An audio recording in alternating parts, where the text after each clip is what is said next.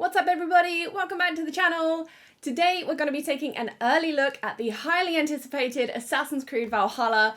I have been so excited for this. Assassin's Creed is my favourite series of all time, so a massive thank you to Ubisoft for hooking me up.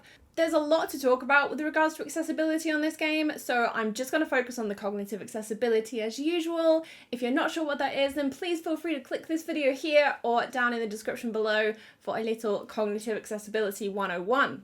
Assassin's Creed Valhalla is set between the events of Origins and the first Assassin's Creed game, playing as the Viking badass Eivor. I adored Origins and Odyssey. I think I put around 120 hours into each of them, but my experience with Valhalla so far has been a bit of a mixed bag.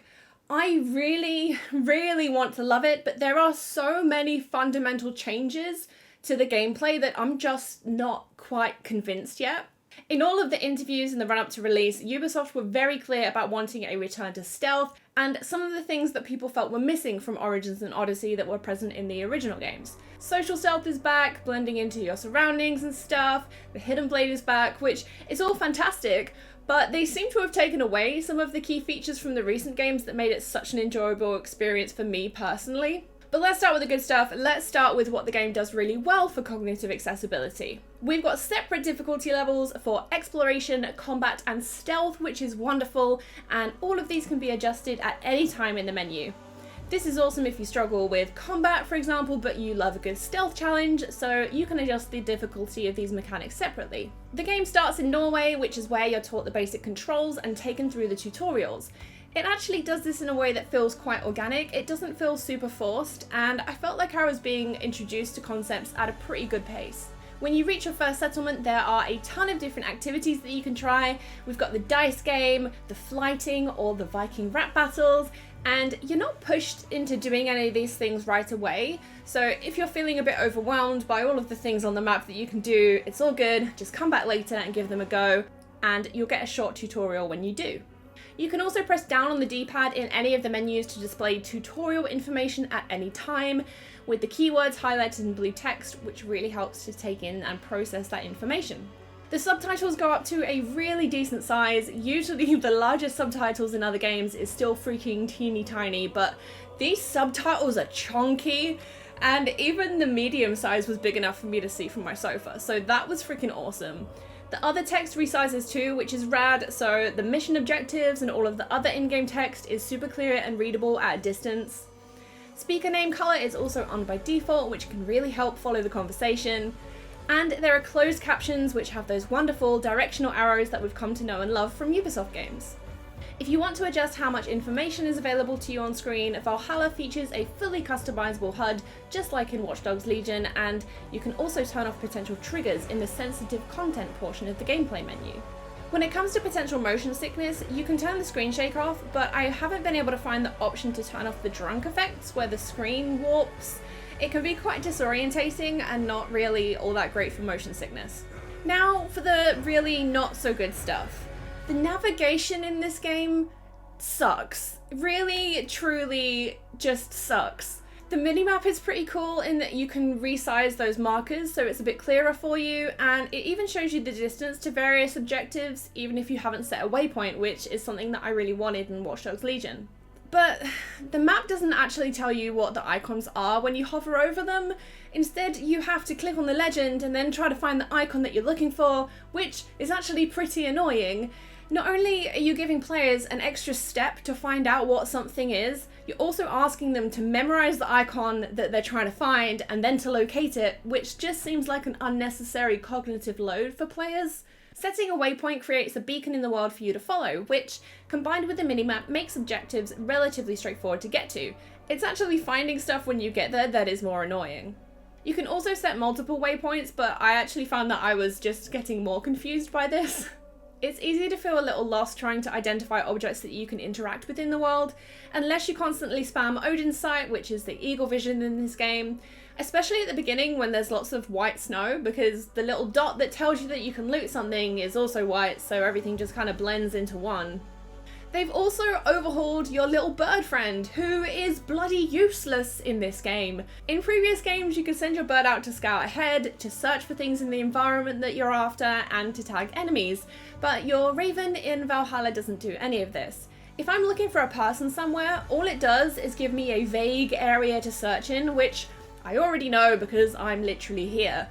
It doesn't tag enemies anymore. The only useful thing it really does is show you where resources are. The Valhalla team may think that taking features away like this makes the game more immersive, or makes you feel more like a Viking, or whatever it is they've got in their heads, but the truth is, taking these features away just makes the game frustrating to play, and that's just gonna make people put the game down and walk away from it. Producer Julien Laferriere said in his interview with DualShockers, "Your raven, beams of light as markers, all of that is used to make the world really immersive and reward players' curiosity. If you see something in the distance, we don't tell you exactly what it is. There will be a challenge, and you'll get a reward for that challenge without necessarily relying on a world map."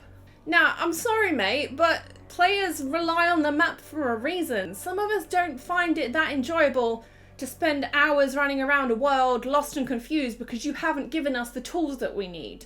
You already have different exploration difficulty modes. Why not include those features in there rather than just take them away completely? If you want to make your creative vision the default setting and make it clear that this is how the game is meant to be played, go ahead and do that. You added guaranteed stealth assassinations as an option, and you made it clear to the player, this isn't how we want the game to be played, but you can do this if you want.